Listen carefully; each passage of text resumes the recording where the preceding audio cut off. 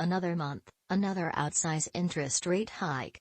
The Federal Reserve raised its key short-term rate by 0.75 of a percentage point for a second straight month Wednesday in a bid to corral soaring inflation, matching the largest increase since 1994.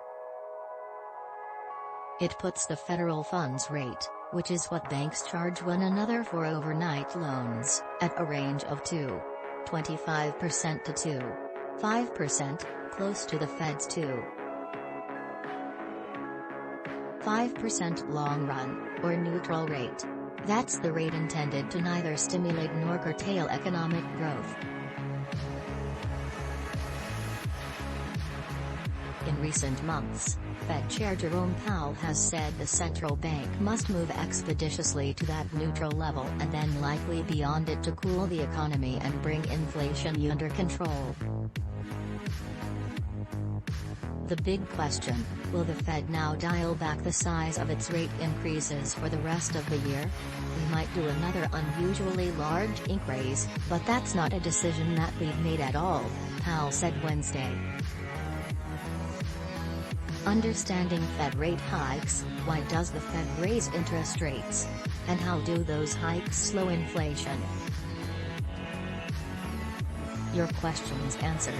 With next Fed interest rate hike due this week, we answer your top financial questions, calling it an extraordinarily challenging and uncertain time. Powell said it's too soon to say if the economy will slow enough.